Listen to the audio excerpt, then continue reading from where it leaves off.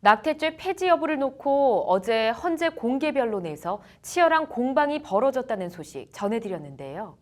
법률방송 취재진이 검찰에 접수된 낙태죄 접수 및 처리 현황 등을 단독 입수했습니다. 낙태죄 처벌이 폐지 쪽 주장대로 사실상 사문화했다는 것이 결론이라고 하는데 심층 리포트 장한지 기자가 취재했습니다. 법률방송이 단독 입수한 지난 4년간 검찰에 접수된 낙태죄 접수 및 처리 현황입니다.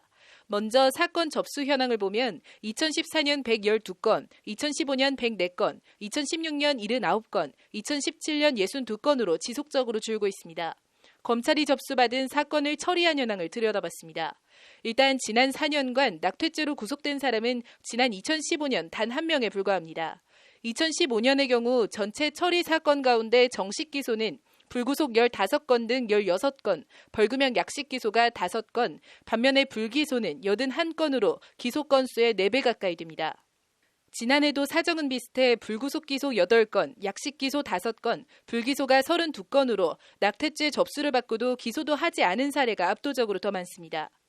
아무래도 조금 이 법규력을 조금 잃어가고 있지 않나, 신고가 많이 안 되는 것 같기도 하고요. 처벌되는 예가 많지 않고. 이런 경향은 법원 선고에서도 그대로 나타납니다.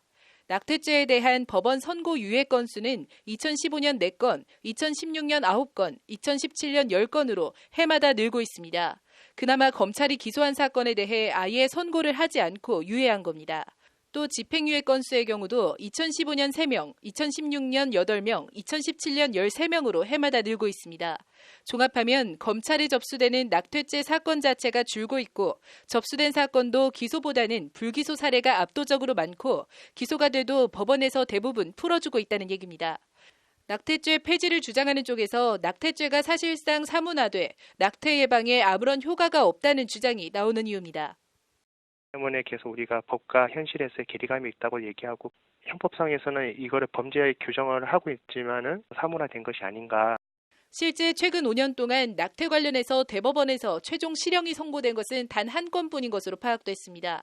해당 판결은 낙태 시술을 받던 여성을 사망하게 해 집행유예를 선고받은 조산사가 형 집행유예 기간에 20대 여성을 또다시 낙태해 징역 1년을 선고받은 경우입니다.